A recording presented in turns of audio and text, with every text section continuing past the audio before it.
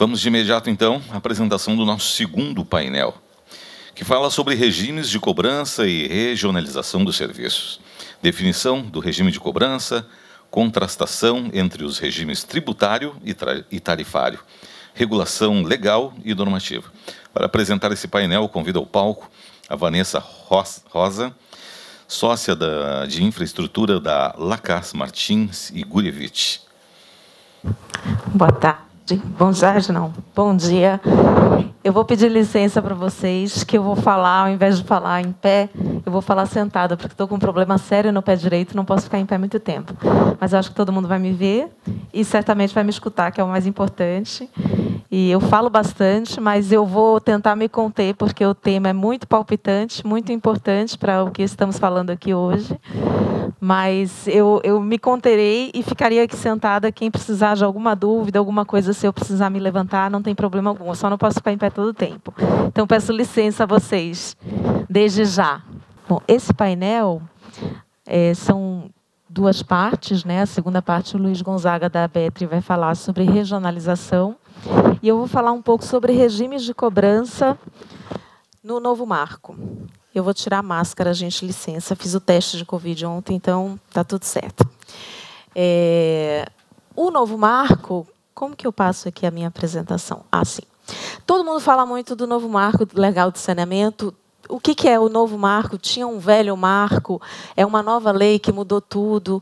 Então, tem muita confusão em relação a isso. Como eu sou advogada, eu vou dar um panorama assim, sem juridiquês, mas para esclarecer um pouco esse pano de fundo que muita gente ainda confunde, né? O novo marco de saneamento, o novo marco legal do saneamento, ele veio com uma lei do ano passado, de 15 de julho, a Lei 14.026, que foi uma lei que não substituiu outra lei. Ela alterou e atualizou várias leis diversas, né?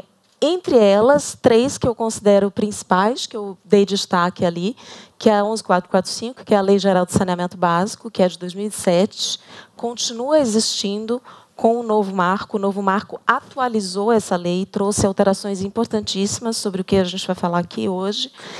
Teve a Lei 12.305, que é a Lei de Resíduos Sólidos, a Política Nacional de Resíduos Sólidos, que também foi alterada pelo novo marco legal.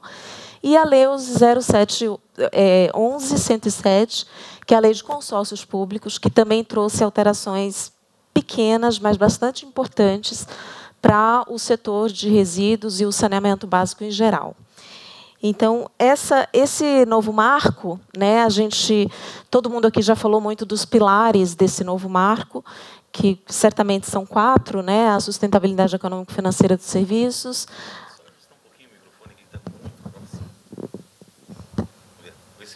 Melhorou? Acho que sim, né? Tá ótimo. A regionalização dos serviços, né, a delegação dos serviços, o regime de concessão e contratos licitados, né, não é mais permitido contrato de programa sem licitação, que é um problema que toca muito mais água e esgoto, não tanto resíduos, né, mas que também era uma coisa bastante importante. E a regulação, né, o fortalecimento da regulação, das agências reguladoras, o novo papel da ANA no setor de saneamento básico, que todo mundo também ouve muito falar e fica um pouco confuso em relação a isso. Todos esses temas são independentes, mas correlacionados, né? Eu vou focar aqui em um deles, que é a história da cobrança específica. A cobrança específica se tornou absolutamente imperiosa hoje no novo marco. E por quê? Porque isso, não existe almoço grátis, né? Eu costumo falar. E foi o que foi muito dito aqui. Todo mundo está acostumado, é do ser humano, né? O viés do interesse próprio. As pessoas estão acostumadas a pagar satisfeitas por aquilo que entra na casa, né? Eu pago a minha água, o meu gás, a minha luz, e ai de mim se eu ficar sem isso. É um transtorno enorme nas nossas vidas. Mas o que sai da minha casa, eu coloco o meu lixo na porta, e o que vai acontecer depois, se ele vai para um lixão, se ele vai ser adequado à destinação ou não, isso não me interessa, né? As pessoas não se importam com isso. O escritor Eça de Queiroz falava que me importa mais a minha dor de dente do que uma guerra na China. Então, a gente está preocupado com o nosso bolso. Vou ter uma conta a mais para pagar? Então, essa cultura da cobrança pelo manejo de resíduos sólidos é uma cultura que não existe hoje no nosso país, mas que, por outro lado, ela precisa ser construída, e o novo marco, como o secretário de Saneamento falou muito bem, ele veio para ficar. Né? É uma realidade irreversível, inexorável, a gente não vai mais retroceder. Agora a gente só pode avançar em relação a isso. Mas é claro que esse é um tema extremamente delicado para o gestor público. Né? Também tem esse outro lado.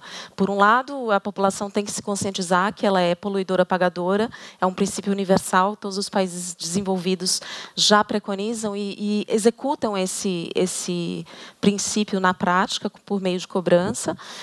E nós ainda não incorporamos isso, né? Nós não introjetamos isso, e para o gestor público é uma situação difícil, porque o usuário pagador é também o usuário eleitor. Né? E é uma realidade e é uma preocupação absolutamente legítima. Como compor isso? O novo marco, trazendo essa obrigatoriedade da cobrança, eu acho que dá um certo conforto para o gestor, porque agora não é mais uma opção só política, é uma obrigação legal, que tem consequências se ele não cumprir. Além do mais, a Política Nacional de Resíduos Sólidos, ela fala não só de encerramento de lixão, de aterro sanitário, ela trata também de uma questão que é toda a cadeia de manejo. Né? É o aprimoramento da coleta, com coleta seletiva, é o aprimoramento do transporte com redução de custo, redução de distância, é o aprimoramento do tratamento, gerar valor econômico para o lixo, para o resíduo, né? a economia circular, e diminuir ao máximo o volume de rejeito que vai para a destinação final em aterro sanitário. Então, existem uma série de desafios, e esses desafios precisam de quê? De investimento. E investimento precisa de quê? De dinheiro. De onde vem o dinheiro? Aquela história, não existe almoço grátis, tem que vir de algum lugar. Né? E até hoje, no Brasil, esse dinheiro vem dos recursos gerais do orçamento. E isso é uma oneração enorme para os municípios. Esses recursos eles têm que ser usados em outras situações que são incobráveis ou indelegáveis, como segurança pública, como educação, saúde. Então, não tem dinheiro sobrando. A gente tem 5.570 municípios, cada um com a sua realidade, e a grande maioria delas não é uma realidade simples, orçamentariamente falando. Então, é preciso, dentro de todo esse contexto, criar, sim, a cobrança específica. Agora, voltando um pouco para o meu slide. Os regimes de prestação de serviços de limpeza urbana, são vários regimes possíveis, né? E aí cabe ao gestor público, dentro da sua situação concreta, tomar suas decisões.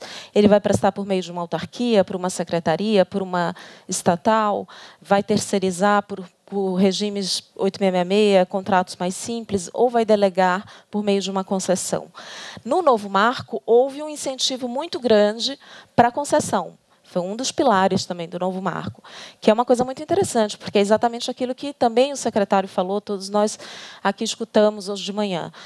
O poder público não dá conta disso sozinho. A gente tem uns déficits enormes de infraestrutura no país, em todos os setores, mas saneamento é uma coisa alarmante, é gritante, né? É vergonhoso. Então, a gente não vai transpor esse déficit sozinho. Né? Nós, eu digo, o Estado brasileiro. Então, é preciso ter parceria com a iniciativa privada, isso é inquestionável. Por isso que o novo marco traz regimes contratuais de delegação, incentiva a concessão mediante licitação, com competição, para que isso seja possível. Né? E, para isso ser possível, a partir daí... Bom, aqui a concessão, né, que eu falo do... Vem a história da cobrança. Uma vez que tenha um prestador, seja público ou privado, mas se incentiva o prestador privado, hoje no novo marco, pela concessão, é preciso que haja a remuneração para cobrir o custo daquele serviço, que não é um simples custeio de fazer o básico. Não se pode mais fazer o básico para cumprir a Política Nacional de Resíduos. É preciso investir, é preciso diminuir o número de rejeitos que vai para a destinação final. Então, para fazer tudo isso, é preciso de remuneração. Essa remuneração, hoje, a gente tem na cadeia de limpeza urbana e manejo de resíduos os serviços divisíveis e indivisíveis, que também foi falado aqui pelo Matheus. Os serviços indivisíveis, isso já está bastante pacífico nos nossos tribunais, em todos os lugares, eles não são passíveis de cobrança específica, por taxa, por tarifa, porque não é possível individualizar a pessoa que joga o lixo na rua que depois vai ser varrido. Né? Então, isso sim precisa ser do orçamento geral. Né? Pode se criar uma contribuição, que é uma espécie espécie tributária passível de ser cobrada nessas situações, como é o caso da iluminação pública, né? Foi criada a COSIP. Para isso, é preciso uma alteração da Constituição Federal. Já existe uma PEC em trâmite no Congresso nesse sentido, para a limpeza urbana, mas ainda não existe uma solução concreta. Então, para a limpeza urbana, não existe cobrança específica. O município tem que usar os recursos gerais mesmo do orçamento. Agora, para o manejo, sim, existe a cobrança específica, é divisível, é individualizado o usuário, o gerador do resíduo, e isso pode ser feito por meio de taxa ou tarifa. São os dois regimes que nós temos, o tributário e o tarifário. Né? Então, Vanessa, qual a diferença dos regimes? O gestor público tem que optar por qual regime? Isso tem a ver com o tipo de prestação, se ele vai contratar um privado ou se ele vai prestar diretamente? Sim, tem total relação. O mais importante aqui, independentemente do regime de prestação, haja a cobrança, por taxa ou por tarifa. Hoje em dia, com o novo marco, aqui é um pouco a tarifa. Por que eu comecei com a tarifa?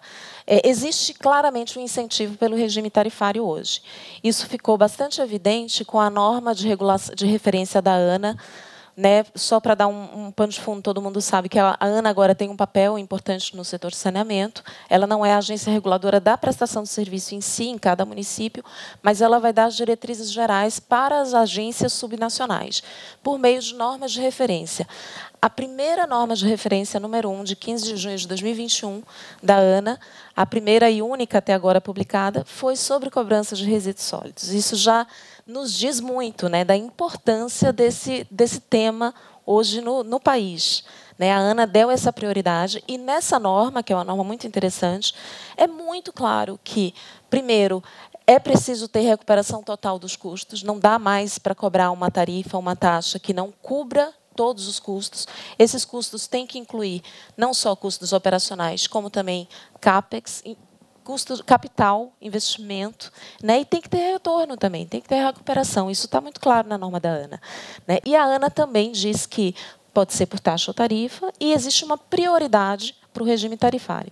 Por que se deu essa prioridade para o regime tarifário? É um regime mais flexível. A taxa é um tributo. A gente sabe que precisa de lei para ser criada, lei para ser alterada, lei para ser extinta. Isso significa também que o Poder Executivo e o Legislativo têm que ter um alinhamento muito bom.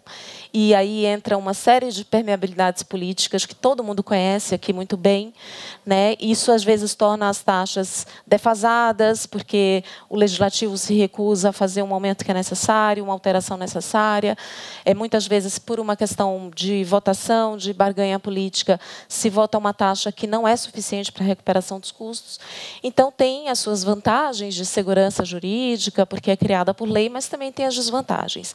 Então, o novo marco e a norma de referência da ANA trouxe um reforço muito grande, um incentivo muito grande para o regime tarifário, que é um regime que pode ser criado o prefeito como poder executivo titular dos serviços. Ele tem o poder de instituir as suas tarifas por decreto, né, que é o ato supremo do chefe do executivo, mas é um regime mais flexível.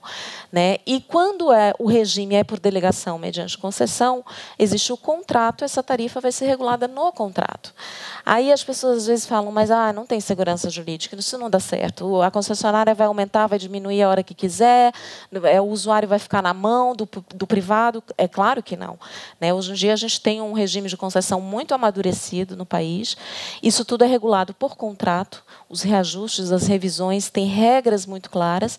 E hoje a agência reguladora, que é obrigatória nos contratos de saneamento, em todas as prestações, aliás, não só por contrato, ela tem essa função de fazer as revisões, os reajustes e acompanhar a cobrança tarifária. Então, nada é feito arbitrariamente. Tudo tem um controle e uma segurança jurídica para o prestador e para o usuário pagador, também é óbvio. Né? Então, é importante deixar isso muito claro. Né? Então, a tarifa é uma forma, como eu falei, é hoje prevista claramente como passível de ser utilizada para cobrança de manejo de resíduos. É um regime mais flexível, fundamentado na Constituição Federal, que depende de decreto ou de contrato, não precisa de lei. Então, tem uma série de vantagens em relação a ser implementada hoje com mais facilidade. Por isso, ela foi destacada como prioritária na norma de referência da ANA que foi publicada. O regime da taxa, como eu comentei antes, a taxa é uma espécie de tributo, como todo tributo, precisa ser criado por lei, exige uma série de arranjos políticos para que isso aconteça, uma votação legislativa, tem a anterioridade à tarifa, ela pode ser instituída por decreto e cobrada no mês seguinte. Claro que não vai ser assim, porque precisa de informação, publicidade para o usuário, tudo isso. Mas ela é mais dinâmica, mais rápida. A gente sabe que um tributo só pode ser cobrado no exercício fiscal posterior à criação. Então, tem uma série de diferenças que engessam um pouco mais o regime tributário. O que, uma vez que ele esteja implementado e funcionando, como, por exemplo, aqui em Porto Alegre, que foi dito, isso facilita muito, né? É mais difícil implementar do zero um regime tributário.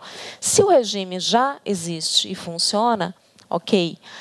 Uma coisa que é importante, nada impede que o gestor público mude o seu sistema de cobrança. Hoje, ele cobra a taxa, amanhã ele cobra a tarifa, ou vice-versa. Isso é uma decisão discricionária de conveniência e oportunidade do gestor público, que pode acontecer a qualquer momento. Isso é muito importante também de ser dito. O novo marco traz as duas possibilidades e ambas podem ser usadas pelos municípios, simplesmente por uma decisão de gestão administrativa, né? Então, quem tem taxa não está obrigado a ter taxa toda a vida, e vice-versa em relação à tarifa, né? O importante é que o regime de cobrança seja compatível com o regime da prestação que foi escolhida. Por exemplo, um município que cobra taxa e que quer continuar cobrando taxa, 2 pontos principais. Primeiro, essa taxa hoje ela tem que propiciar a recuperação total dos custos. Isso pode implicar um aumento da taxa?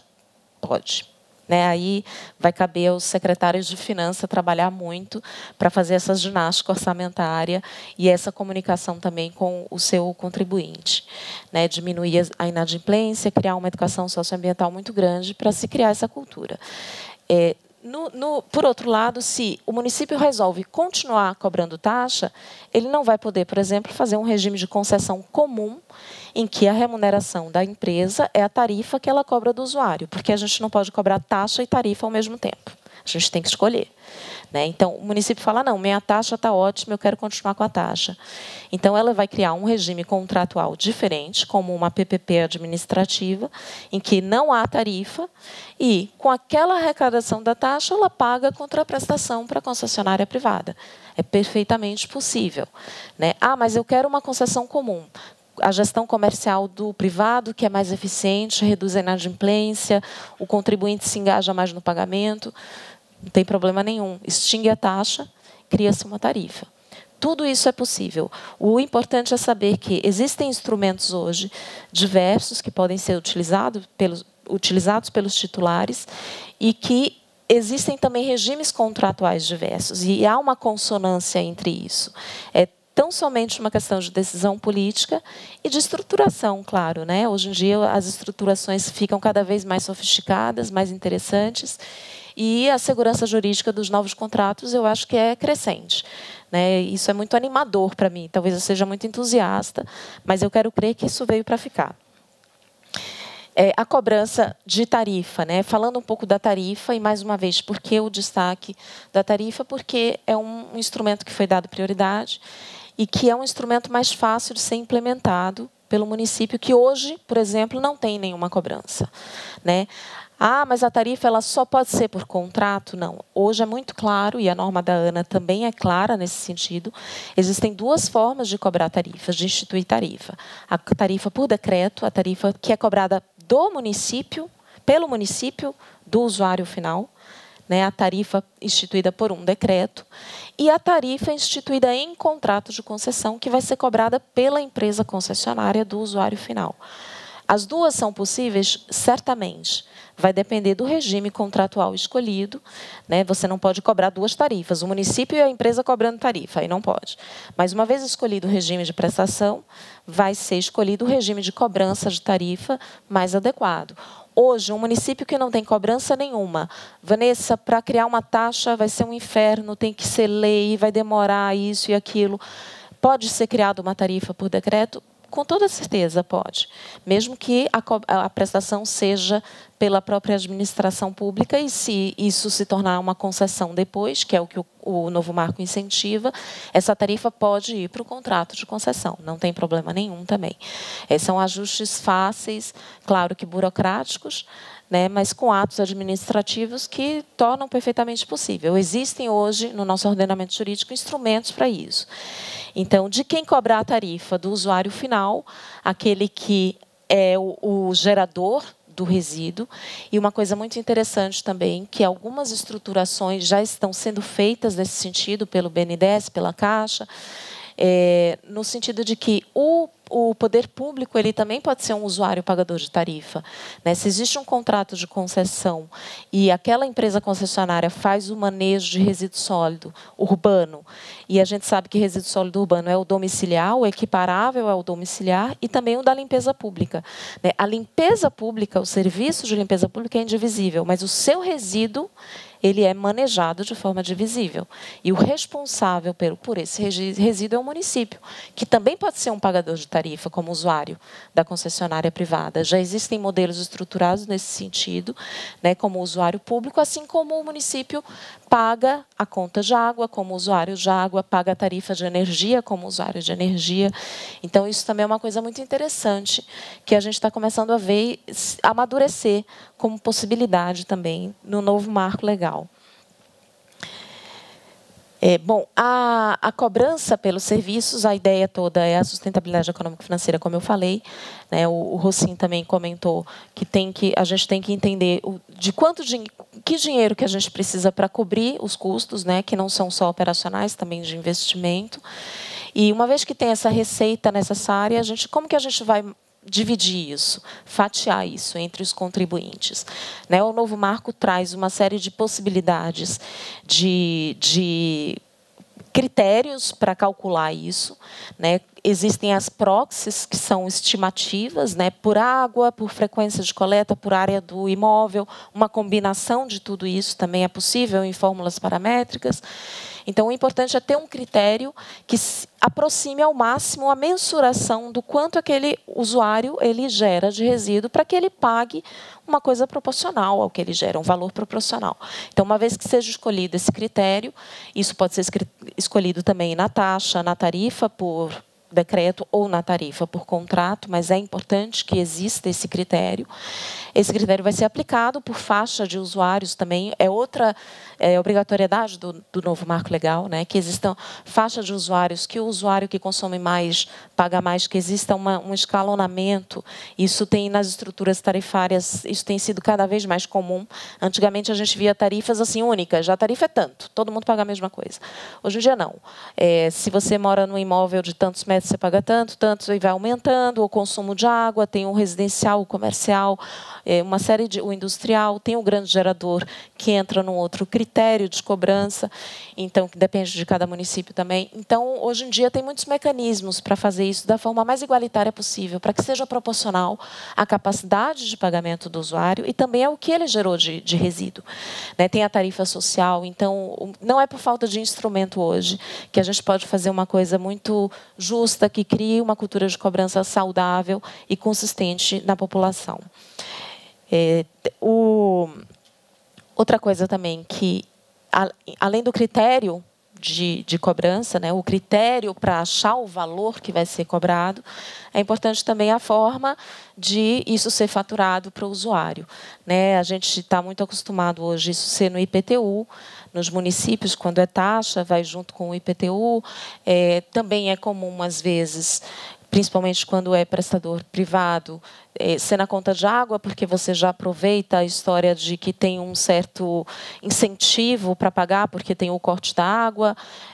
Tem uma discussão se precisa ser boleto único, tem um boleto separado, o usuário tem que poder escolher códigos de barra separados, desculpa.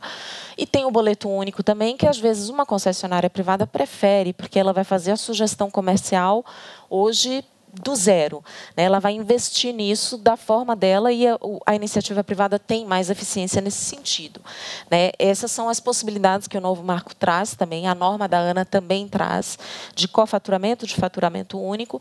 A norma da ANA, uma coisa muito interessante, ela diz que a última das hipóteses que ela incentiva, não é uma coisa obrigatória, mas deixa muito claro que há um desincentivo para ser cobrado junto com o IPTU hoje, né, por uma questão de redução de inadimplência e por uma questão de separar um pouco a gestão comercial e poder ser feita uma gestão comercial mais eficiente na cobrança do resíduo para a criação dessa cultura do pagamento. Então, mais uma vez eu digo, o novo marco trouxe amplas possibilidades, não é por falta de instrumentos e ferramentas, né? E, então, deixando um pouco de lado o regime de cobrança, a gente podia falar isso aqui o final de semana inteiro. Vou dar só mais duas únicas pinceladas em duas coisas importantes do novo marco também, que uma tem a ver com planejamento, que tem a ver com a cobrança também, porque a cobrança já deve estar nos planos de saneamento e de gestão de resíduos. Hoje os planos eles podem ter prazos de até 10 anos, né? Todo mundo sabe disso, antes eram 4 anos, isso deu um fôlego para os municípios. Também foi estendido o prazo para municípios que não têm planos ainda, ou para municípios muito pequenos. Foram criadas regras para facilitar e também que os prestadores, as entidades setoriais, possam colaborar com os municípios para a realização desses planos, para a elaboração desses planos e nos municípios que ainda não existem ou que têm planos que foram feitos lá em 2014, 2012, tem muitos casos assim, e que não foram revisados nos 4 anos que antes era a regra, e que precisam de revisão. Então, existe hoje uma união de esforços em que a iniciativa privada pode participar, e eu diria mais deve, para revisar esses planos, para elaborar esses planos, e nesses planos já haver a previsão da cobrança. Por isso que eu quis mencionar os planos, porque tudo começa na origem, que é o plano que todo prestador tem que observar. Por fim, eu queria falar, já mencionei, na verdade, né, eu vou falando tudo misturado, eu não sigo muito os slides. O novo papel da ANA, que veio para tentar reforçar o papel da regulação, da agência reguladora. Muitos municípios, a gente sabe, ainda não têm uma agência reguladora ou têm uma prestação sem agência reguladora, né? É importante deixar claro que a agência reguladora não é obrigatória só em casos de contratos de concessão, mas em qualquer tipo de prestação, inclusive pelo ente público. E hoje é fundamental que haja. Isso tem tudo a ver com a cobrança também. Por quê? Porque a agência reguladora tem o papel de fazer as revisões, os reajustes e acompanhar a sustentabilidade econômica e financeira dos serviços. Então, a agência reguladora ela precisa existir, né? Então, o novo marco, trazendo a ANA para ser uma supervisora, uma diretriz geral para as agências subnacionais, veio no sentido de fortalecer essa regulação, que, por sua vez, vem fortalecer a sustentabilidade econômica e financeira dos serviços por meio das cobranças. Então, está tudo muito interligado. Como eu falei também, os regimes, só para deixar um pouco, finalizar, falando um pouco dos regimes de concessão, como eu disse, todos são compatíveis com cobranças.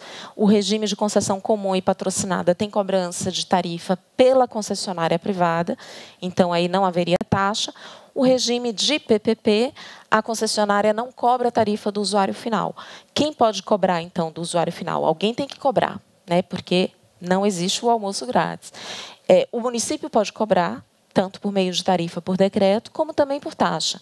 Então, municípios que já têm taxas bem-sucedidas instituídas e querem continuar com o regime tributário de taxa, pode continuar e ainda assim fazer uma concessão, uma PPP administrativa, usando essa receita da arrecadação da taxa para o pagamento da contraprestação pecuniária da concessionária. Então, tudo é possível hoje. Por isso que eu digo, os pilares do novo marco se conversam, né? O incentivo à concessão que é dado hoje no novo marco, ele conversa com a sustentabilidade econômica e financeira, porque todas as formas e instrumentos de cobrança são consonantes com os regimes de prestação de serviços em parceria com a iniciativa privada. É só uma questão de escolha e de combinar e arranjar isso na estruturação. A estruturação das concessões, para finalizar, hoje em dia é um desafio. A gente tem 5.570 municípios, nem todos são capazes de fazer isso. Então, existe um esforço hoje nacional interfederativo muito grande, BNDES, Caixa, AFC, as PMIs, que também é um instrumento super importante, que tem amadurecido bastante. A qualidade das PMIs tem aumentado cada vez mais dos estudos realizados, né? Isso é muito importante. A secretária falou que Porto Alegre acabou de abrir um PMI, então, muito importante que isso aconteça. E as empresas estejam aptas a desenvolver estudos interessantes e que é de todo o interesse que sejam bons modelos, né, porque depois serão contratos futuros. E essa estruturação ela precisa acontecer, os municípios precisam se mobilizar e precisam chamar a iniciativa privada também para participar disso, porque tem muito conhecimento, tem experiência, tem capacidade técnica e não tem custo para o município, né, não tem custo para o erário. Então, é muito importante que essas estruturações aconteçam já contemplando, desde o início, a sustentabilidade econômico-financeira do serviço. Então, como eu falei, está tudo sempre muito interligado. Eu vou deixar agora, senão eu falo demais, o tema da regionalização, que é outro pilar do novo marco, para o Luiz Gonzaga, que também tem a ver com a sustentabilidade econômico-financeira. Mas eu estou totalmente à disposição aqui para quem tiver alguma pergunta depois, quiser falar algum tema mais aprofundado, eu estou à disposição. E passo a palavra agora para o Luiz Gonzaga da ABETRE. Obrigado, doutora Vanessa. Queria dar uma engatada nas suas palavras. Tá. Dizem que presidente de entidade não tem opinião. Ela não pode ser manifestada porque, via de regra, manifesta aquilo que os associados querem, desejam, etc. Mas uma coisa importante que eu acho é essa questão da cobrança. Eu faria sempre diretamente, concessionário-usuário, sem a intervenção da prefeitura. Nós temos um modelo que é um sucesso em Santa Catarina, onde, alguns anos atrás, isso começou com inadimplência desta forma: usuário, concessionário, começou com inadimplência da ordem de 84%. Hoje é menos de 4%. Por que eu acho positiva essa relação? Porque a prefeitura precisa de fiscalizar, precisa, evidentemente, de normalizar, regular, etc. Mas o tete-a-tete tem que ser dos dois, o concessionário e o usuário. Assim como é, por exemplo, numa estrada, assim como é na telefonia, assim por diante. E outra coisa que eu queria observar, falando ainda sobre o tema abordado por você, Vanessa, é sobre os planos que muitos deles já venceram, e tem mais uma outra coisa. Tem 18 planos no Brasil da cidade de Itu.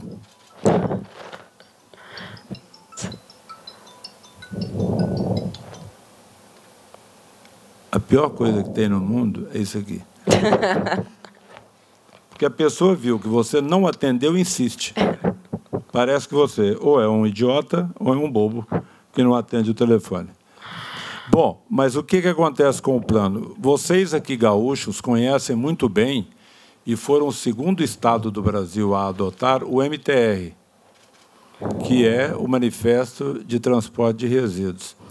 Ele já está em fase experimental em Santa Catarina para ser homologado e vai entrar em funcionamento a partir de 1º de janeiro o módulo do PGRS.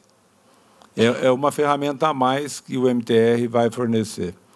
E outra coisa que nós estamos testando aqui, agora no Rio Grande do Sul, é o MTR para RSU, a partir dos transbordos, que também é uma forma da gente compreender e ver para onde está indo o RSU. Isso também é uma... Você já colocou a apresentação, por favor? É uma forma da gente medir para onde está indo o nosso resíduo de cada dia. Não, é a minha apresentação, por favor. Eu vou ficar com a doutora Vanessa aqui, porque ela vai apresentar comigo. ela é a nossa consultora. A doutora Vanessa tem um histórico de contribuições muito grande, muito farto, nesse tema de resíduos conosco. A propósito, doutora Vanessa, ainda data do doutor Eduardo Gurevitch essa situação de relação direta entre concessionário e usuário. Bom, mas falando sobre a regionalização dos serviços, a lei estabeleceu a regionalização como um princípio básico, que é a estratégia de ganhos de escala. 5.570 municípios no Brasil. 80% desses municípios abaixo de 20 mil habitantes. Então, fica difícil de você fazer realmente aterros sanitários para cobrir toda essa gama. Você não vai construir aqui 5.570 aterros. E, na linha do aterro, eu gostaria de dizer que, como presidente de uma entidade que trata e que destina as empresas que tratam e destinam os resíduos, nós, rigorosamente, não somos uma entidade de aterro. Nós somos uma entidade de tratamento de resíduos, adotando todas as rotas tecnológicas existentes, umas mais, outras menos, em função daquele fator que é o mais importante para a sociedade brasileira, custo-benefício.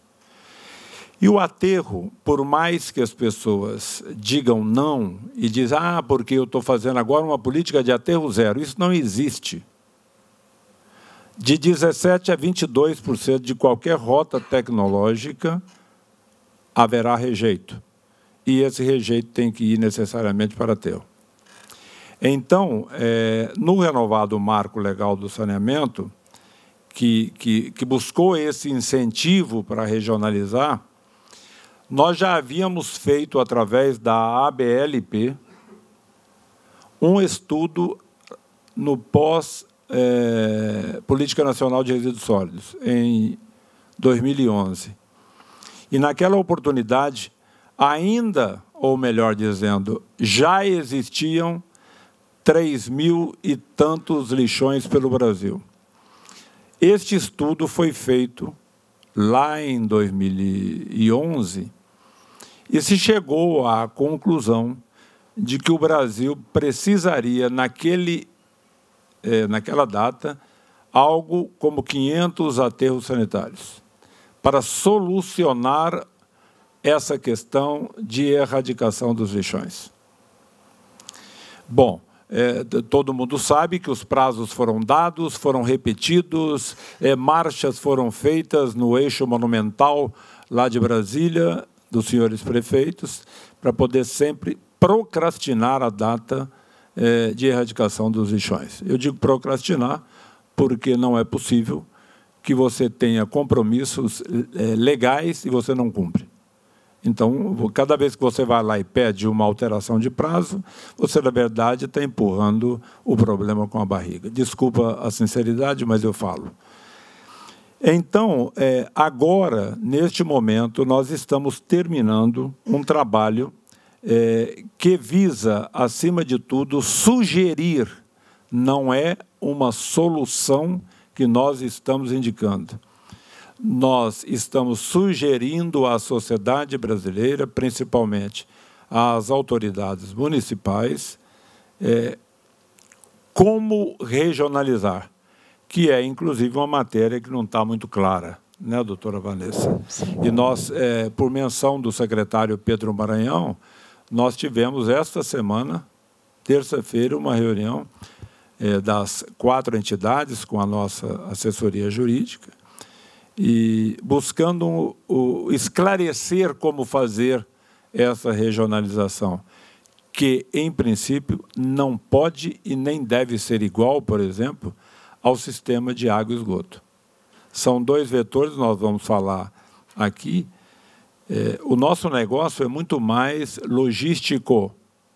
Nós temos logística, em primeiro lugar, para poder fazer essa regionalização. E outra coisa importante que a gente acha, e aqui está no bojo da própria legislação, o que você tem que enfrentar. Outra coisa importante que a gente gostaria de deixar claro para fazer a regionalização é que você não pode fazer a comparação ou tomar o mesmo caminho que você toma na água e esgoto, você tomar no resíduos. O cara deve estar morrendo mesmo. Ministério do Meio Ambiente.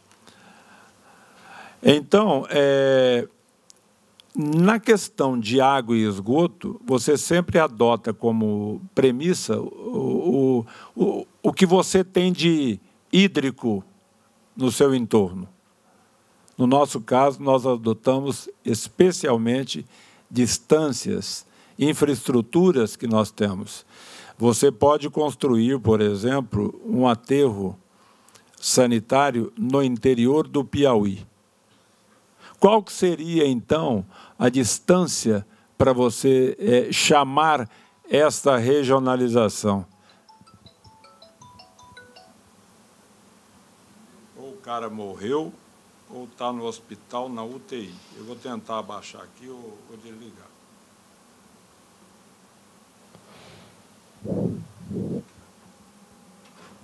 Bom, então, voltando ao nosso princípio de regionalização, a ABETRE está fazendo, neste momento, um trabalho, adotando determinadas premissas que eu vou fazer aqui a colocação,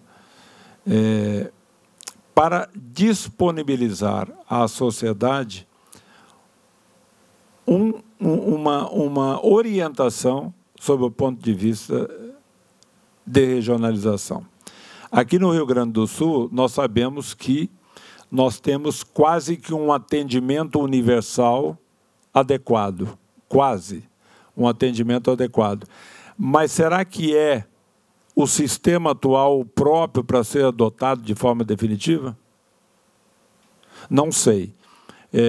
Nós temos, em alguns pontos do Brasil, por exemplo, aterros sanitários, e quando eu falo de aterro sanitário, eu sempre gosto de colocar a palavra obras de engenharia, para poder fazer a diferença clássica, para não trazer o equívoco que a Suprema Corte registrou em 28 de fevereiro de 2018, quando ela equivocadamente comparou aterro sanitário, obra de engenharia com lixão.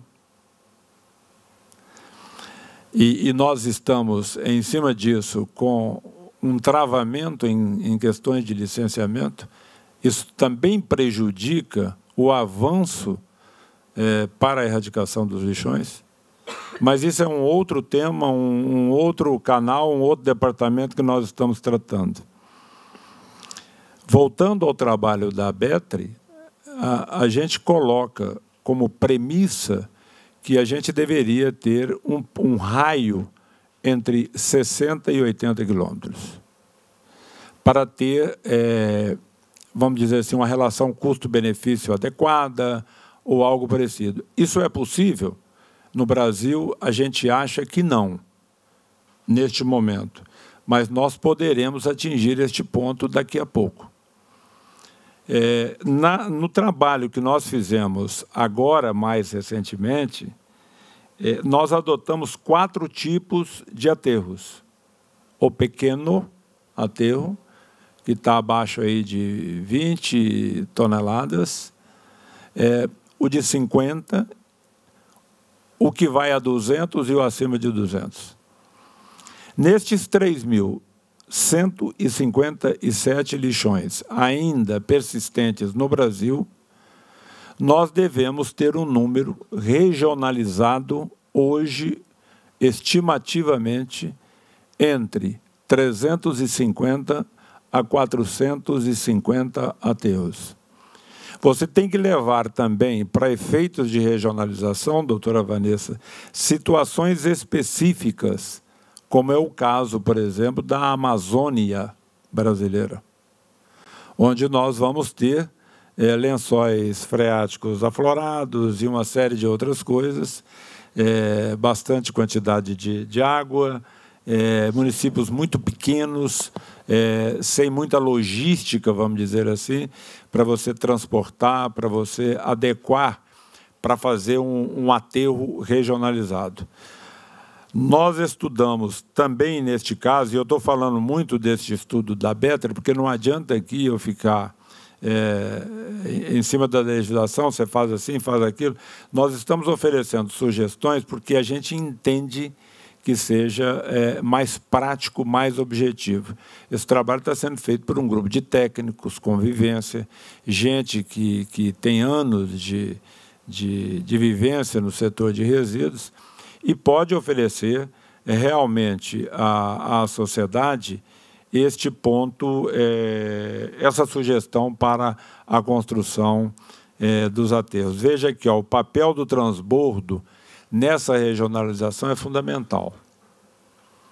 Quando nós fizemos um primeiro estudo, agora, logo após o renovado marco, nós chegamos a 200 aterros no Brasil. O número assustou, porque era muito pouco. Mas, em compensação, nós tínhamos mais de 350, 400 transbordos espalhados pelo país. E há outros tipos de soluções, e aqui, para poder reafirmar aquilo que eu estou falando de não só fazer aterro, nós fizemos uma solução no norte de Minas Gerais, em parceria com o Ministério do Meio Ambiente, em que nós adotamos 6 rotas tecnológicas diferentes, em 45 municípios. Isso foi um ponto positivo, porque foram trancados, eu não gosto de usar a palavra fechados, porque quando você fecha um aterro, você diz assim, ele deixou de existir, ele não deixou de existir. A área contaminada continua lá, o que acontece é que ele não recebe mais resíduos e, por isso, deixa de existir o tal do lixão receptor, mas continua existindo o lixão área contaminada. Nessa solução do norte de Minas, há um único aterro na cidade de Montes Claros, com 45 municípios, tem município até com 160 quilômetros. Adotou-se os princípios, né, de reciclagem, logística reversa, compostagem, etc., levando aquilo que a Política Nacional de Resíduos Sólidos determina, que são os rejeitos para este aterro, que pode chegar a 145 quilômetros, neste caso, porque a quantidade é muito pequena.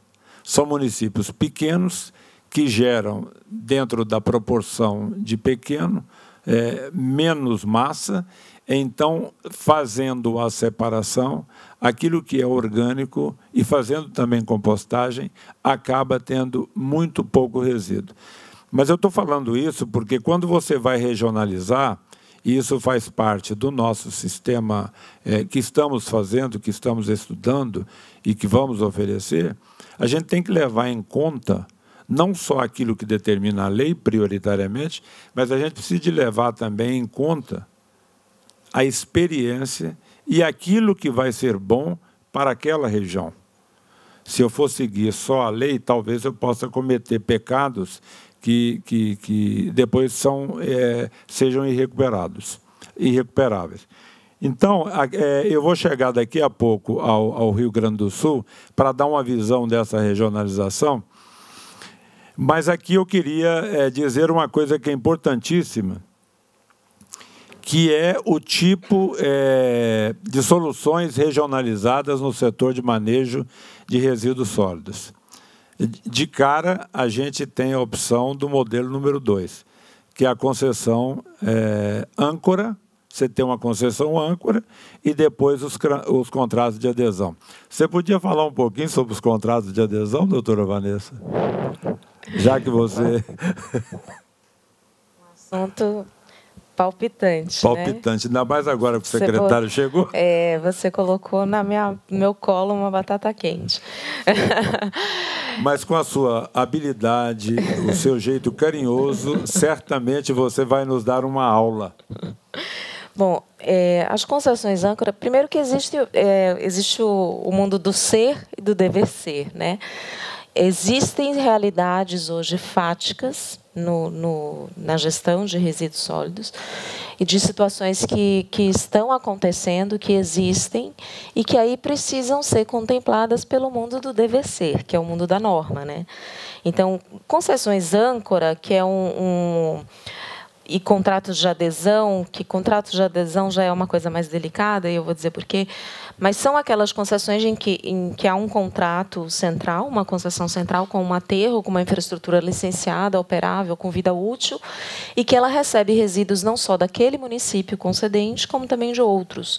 Então, existe uma regionalização de fato no mundo do ser, né? E precisamos trazer isso agora para dentro da norma, porque é uma situação que funciona, que atende a vários municípios, atende à meta de destinação final, que causa uma economia que não é só de ganho de escala, literalmente econômico, mas também para o meio ambiente. Você impede de ter que fazer um outro aterro em outro lugar para criar um novo licenciamento e um novo impacto ambiental, sendo que já existe um suficiente.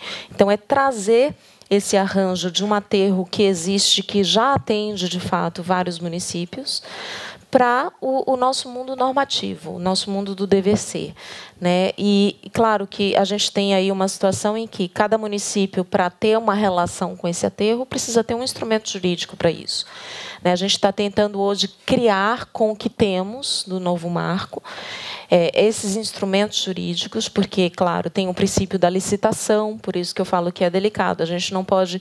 Um município faz a licitação e todo mundo vai a reboque, né? A princípio, tem uma questão de licitação que precisa ser observada, mas que existem soluções de cada município fazer as suas contratações com aquele aterro, fazer a sua licitação, ou tem casos de inexigibilidade de licitação legítimos, não tem problema algum, simplesmente porque, de fato, não existe outra opção, e criar uma situação em que aqueles municípios se conversem e regionalizem aquilo, né? Nós temos os consórcios municipais, intermunicipais muito conhecidos, que no Rio Grande do Sul, inclusive, tem vários, mas que, às vezes, eles demoram muito tempo para serem operacionalizados, né? Tem um custo de transação muito grande nos consórcios, tem que ter um arranjo político de vontades muito grande também, que, nos casos de contratações de saúde, isso é mais rápido, mas numa concessão de serviços de longo prazo é mais complexo.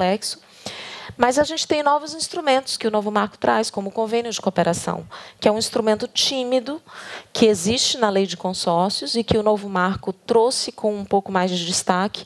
E o decreto 10.588 de 2020, dezembro, que trata de regionalização, ele fala que em manejo de resíduos e em drenagem, os convênios de cooperação são instrumentos importantes que podem ser utilizados para criar essa situação do contrato de adesão ou da concessão âncora, criar uma composição jurídica para essas realidades que já existem.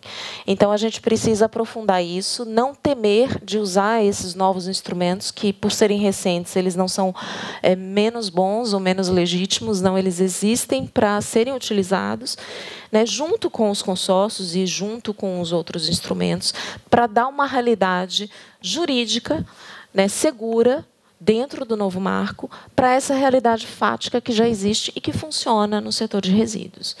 Então, eu acho que é basicamente isso. Não, mas você tocou num assunto importantíssimo. Se quisermos fazer, nós temos o caminho legal para fazer. Sim. Às vezes, a gente, ao encontrar o primeiro obstáculo, a gente para. Diz, eu não posso fazer. A doutora Vanessa acaba de dizer que há dispositivos que não causam feridas na legislação para a gente tocar em frente. Não é à toa que o secretário anda para baixo e para cima no Brasil, difundindo o esforço que se quer e está se fazendo dar para avançar o sistema no país.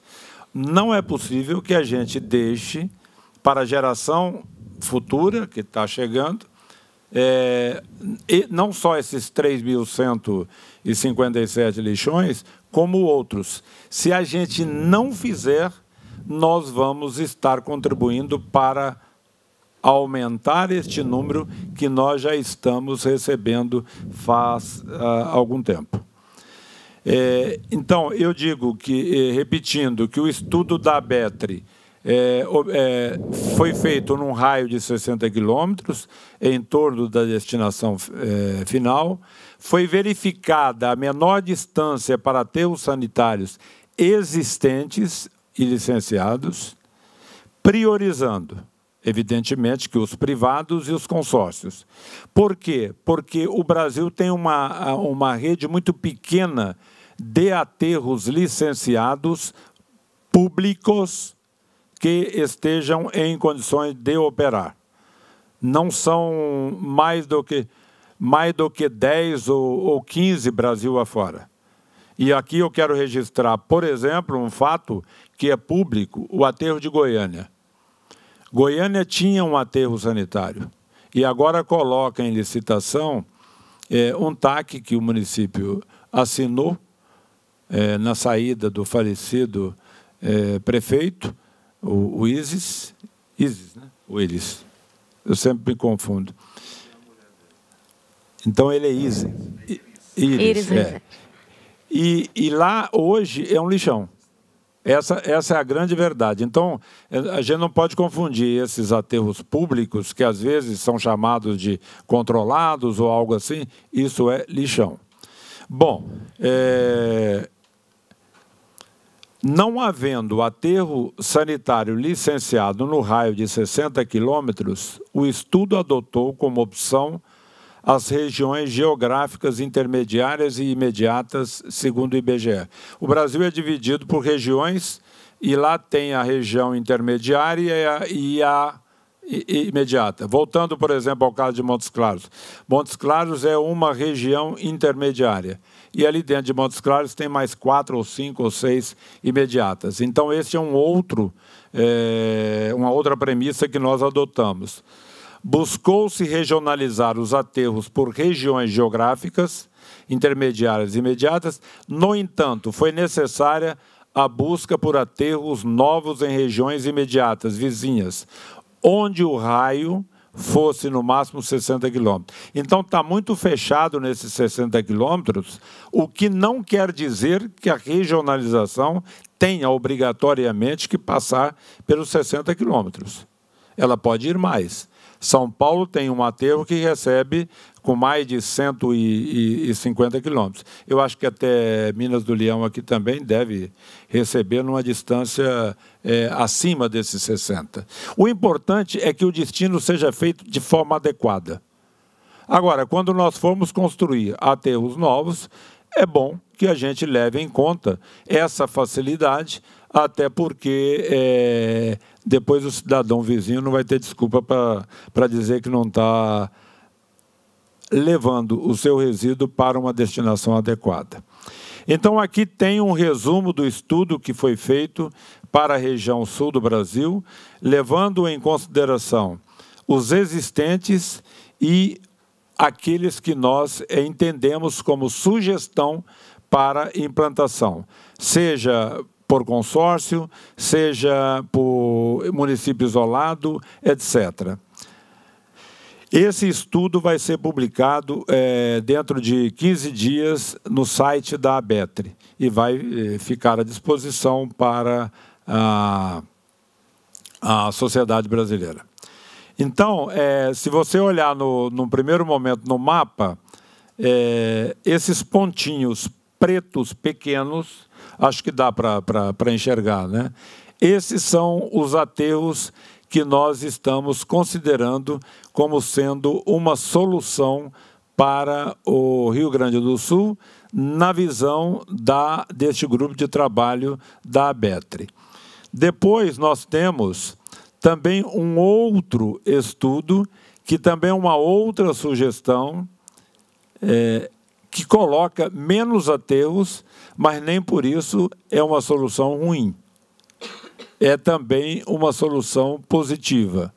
É ter mais ou menos recursos. Aí fica a gosto do cliente. O que nós não queremos é ouvir de novo aquilo: eu não fiz porque eu não tenho recurso. E o recurso está dado na medida em que o renovado marco entrega para todos nós a sustentabilidade econômica e financeira. Tarifa. tem que existir a cobrança. Nenhum prefeito tem uma fábrica de dinheiro.